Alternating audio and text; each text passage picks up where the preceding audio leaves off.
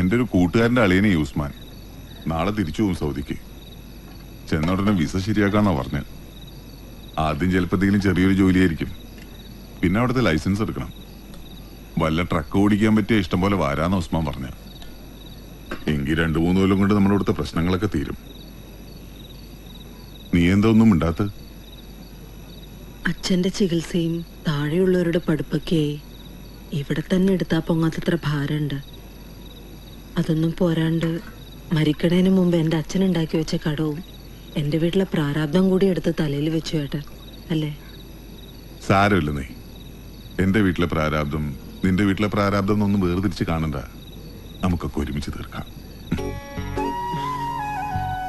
ഒന്നുമില്ലെങ്കിലും ഞാനൊരു ഡീസന്റ് ഭർത്താവായില്ലേ, പോരാ എനിക്ക്? എന്നിട്ട് ഡീസന്റ് ഭർത്താവിനെന്താ ഭാര്യ ജോലിക്ക് പോണേന് ഇത്ര കുറച്ചില്? ആ അച്ചാറ് കമ്മെങ്കിൽ എനിക്ക് ഇനിയും പണി കിട്ടും. ആ, അത് വേണ്ട. നീ പണിയെടുത്ത് ഇവിടം പോറ്റണ്ട. ഞാൻ കൊണ്ടുവരണത് വെച്ച് വിളമ്പി ഇങ്ങോട്ട് തന്നാ മതി കേട്ടോടി ഉണ്ടക്കണി.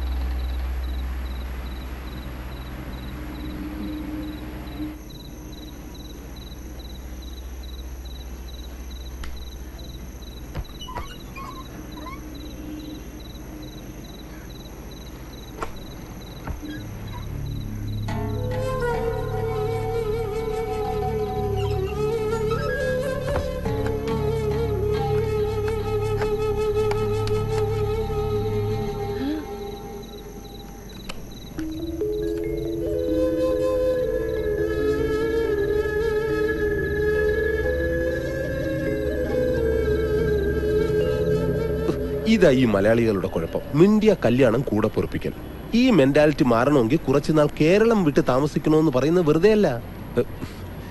എന്റെ പെങ്ങളെ, ഇത് അങ്ങനെയൊന്നുമില്ല. ഞാനും അവളും കൂടി ഉള്ള ഒരു അഡ്ജസ്റ്റ്മെന്റ്, അത്രേ ഉള്ളൂ. ഒരു പെണ്ണിന്റെ ജീവിതം വെച്ചിട്ട് ഉസ്മാൻ കളിക്കുന്നതെന്ന് ഓർക്കണം. നിനക്ക് നാട്ടിലെ ഭാര്യ മക്കളൊക്കെ ഇല്ലേ ഉസ്മാനെ? അത് നാട്ടിലല്ലേ, പക്ഷെ എന്റെ ഇവിടുത്തെ കാര്യങ്ങൾ എങ്ങനെ നടക്കും? ഈ കണ്ണും ചെവി എന്നൊക്കെ പറയുന്നത് കാണാതിരിക്കാനും കേൾക്കാതിരിക്കാനും കൂടിയിട്ടാണ് പെങ്ങളെ. നമുക്ക് വേണ്ടാത്ത കാര്യങ്ങൾ കാണണ്ട, കേൾക്കണ്ട. എന്തേ? പെങ്ങളുടെ കഴിഞ്ഞ മാസത്തെ ശമ്പളം സ്പോൺസർ എന്നെ ഏൽപ്പിച്ചതാ. 600 റിയാലുണ്ട്. 600 റിയാലോ? പോരുമ്പോ പറഞ്ഞത് 800 റിയാലാ. 200 റിയാല് എന്റെ കമ്മീഷൻ. ഇടയ്ക്ക് എന്റെ മുറിയിലേക്ക് വന്നു പോകുന്നതിന് ഞാൻ ആ പെണ്ണിന് കുറച്ച് കാശ് കൊടുക്കാറുണ്ട്. കൂലിയായിട്ടൊന്നും അല്ല കേട്ടോ, ഒരു സ്നേഹം. ആ കാശ് ഇങ്ങനെയൊക്കെയല്ലേ അഡ്ജസ്റ്റ് ചെയ്യാൻ പറ്റൂ. നാട്ടില് ഭാര്യ മക്കളും ഉള്ളതല്ലേ, അവർക്ക് അയക്കുന്നതിൽ കുറവ് വരാൻ പാടില്ലല്ലോ. അപ്പൊ ഈ കാശ് ഞാൻ പെങ്ങളുടെ വീട്ടിലേക്ക് അയച്ചേക്കണേ.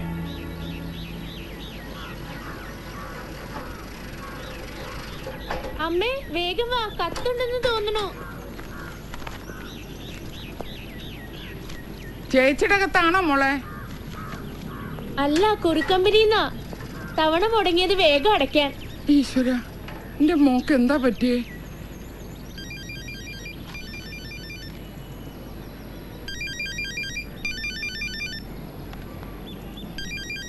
അമ്മേ, വേഗം വന്ന് പുറത്തുനിന്നുള്ള നമ്പറാ.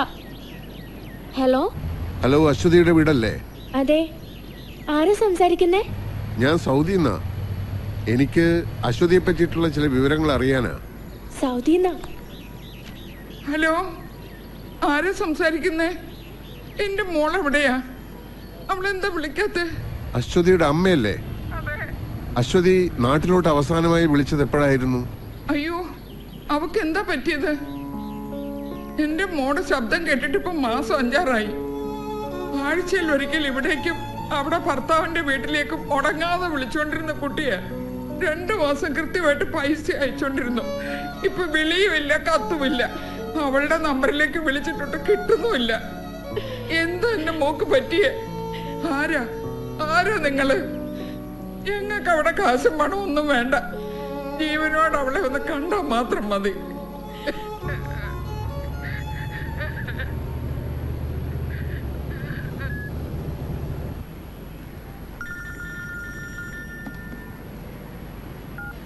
ഹലോ, റസാഖ് പറ. അതെയോ, വിളിച്ചോ? എന്താ അവരുടെ ഭാഗത്തുനിന്ന് റിയാക്ഷൻ? അതെയോ, ഇവിടുത്തെ പത്രത്തിൽ വാർത്ത വന്ന കാര്യം താൻ അറിയിച്ചോ? 5-6 മാസമായിട്ട് യാതൊരു വിവരമില്ലാത്ത മകളെ പറ്റി ഇങ്ങനെ ഒരു വാർത്ത വന്നിട്ടുണ്ടെന്ന് ഞാൻ എങ്ങനെയാ പറയാ? എന്തായാലും നാളെ ഞാൻ ബുറൈദ് വരെ പോകുന്നുണ്ട്. സ്പോൺസറുടെ വീട്ടിൽ കയറി നേരിട്ട് അന്വേഷിച്ച് കളയാം. ആ അന്വേഷണ റിപ്പോർട്ട് അപ്പം അറിയിക്കാം. സൺഡേ കോളം തികച്ചില്ലെങ്കിൽ തന്റെ പണി പോകുന്ന കേസല്ലേ? റസാഖെ, 3 കോളം 4 സെന്റിമീറ്റർ തേക്കാൻ പറ്റിയ ഒരു വാർത്ത കൂടി കിട്ടുമോ? വിചാരിച്ച പരസ്യം വന്നില്ല. ഞാനൊരു ചാന്ത് ഭാഷയെ പറ്റി പറഞ്ഞില്ലേ, അത് കൊടുത്തോളൂ. അതൊക്കെ ഒരു വാർത്തയാണോടോ? പത്രക്കാർക്ക് പോലും നിങ്ങളുടെ ചാന്ത് ഭാഷ ഒരു വാർത്തയല്ല. അയാളെ ഞാൻ ആശുപത്രി കൊണ്ടുപോയി തിരിച്ചുകൊണ്ടുവന്നു. ഇനി ഞാനെന്ത് ചെയ്യാനാ? അയാളെ ഇനി ക്യാമ്പിൽ നിർത്താൻ പറ്റില്ല. നാട്ടിലേക്ക് വിളിച്ചപ്പോ തിരിച്ചയക്കണമെന്ന് അയാളുടെ ഭാര്യ പോലും പറഞ്ഞിരിക്കുന്നത്. അതെന്താ? കണ്ടോ, ഇയാൾ ഒരുപാട് തിന്നും. 4 പണിക്കാർ കഴിക്കണ ഭക്ഷണം ഇയാൾ ഒരു നേരം ഒറ്റയ്ക്ക് കഴിക്കും. ഞങ്ങളും അടുത്ത് ഉപ്പും മുളകും കൂട്ടി വായിച്ച് പിടിക്കുന്ന എന്തെങ്കിലും തിന്നാൻ കിട്ടുമോ? ഇതൊരു മാതിരി തവിട് തിന്നുന്ന പോലെ ഉണ്ട്. അത് ശരി, ഇന്നിവിടെ ആക്കി ഒറ്റ പോക്കായിരുന്നല്ലേ? ഒരു ബിരിയാണി വേണമെന്ന് പറഞ്ഞിട്ട് ദിവസം 3ആയി. ഓരോരുത്തരും തിരിഞ്ഞു നോക്കാനില്ല. ദൈവം ഒരു കാര്യം പറഞ്ഞേക്കാം, വായിക്കും വയറിനും പിടിച്ച് എന്തെങ്കിലും തിന്നാൻ കിട്ടാതെ ഇവിടെ എന്നെ കൊണ്ട് കിട്ടൂല. കുറച്ച് കാശ് കൊടുത്തു വെച്ചാല്. അതെ, വാങ്ങുമ്പോഴേ സിഗരറ്റുള്ളത് കൂടി ചേർത്ത് വാങ്ങണം, മനസ്സിലാണോ? പോവാ. ഈ പ്ലാസ്റ്റർ ഒന്ന് വെട്ടിക്കോട്ടെ ചാന്ത് ഭാഷ. ഡീപ്പോർട്ടേഷനിലെ കാര്യങ്ങൾ അപ്പോഴേക്കും ശരിയാക്കാം. ഏയ്, നാട്ടിൽ പോവാനൊന്നല്ല, ബിരിയാണി കഴിച്ചിട്ട് നീക്കുപോക്ക് ഉണ്ടാക്കിയില്ലേ പോവാവൂ.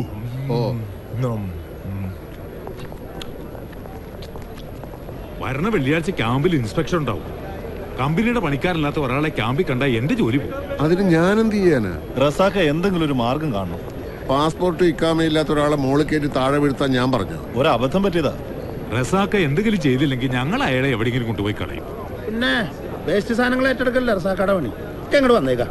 അല്ല, റസാക്ക പോയാ നിങ്ങള് 2 ദിവസം കൂടെ അയാൾ ഇവിടെ താമസിപ്പിക്കും. അതിനിടയിൽ എന്തെങ്കിലും വഴിയുണ്ടോ എന്ന് ഞാനൊന്ന് നോക്കട്ടെ. روح من هنا، ما ابغي اسمع شيء. هذه الخدامة اساءت لسمعتي. روح روح. صديق لو في كلمة من هندي لازم أنا يعرف. أنا يجي من سفارة. لا تتكلم ولا كلمة. ما ابغي اسمع شيء من المليباري. انت كمان خربان وكل الهنود خربانين، والا ابلغ الشرطة. get lost.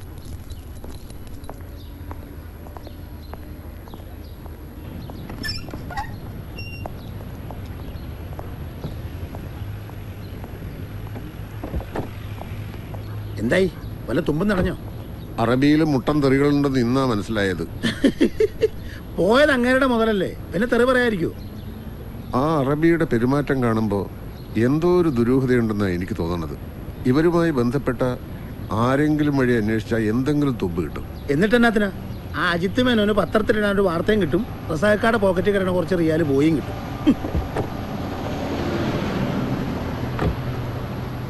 അജിത്തിന് വാർത്തയ്ക്ക് വേണ്ടിയിട്ടുള്ള അന്വേഷണം മാത്രമല്ല വർഗീസ് ചെയ്ത്. ആ സ്ത്രീ നിരപരാധിയാണെങ്കിലോ? എങ്കിൽ ഈ മിസ്സിങ്ങിന് പിന്നിൽ എന്തെങ്കിലും കൂടി കാരണം കാണും.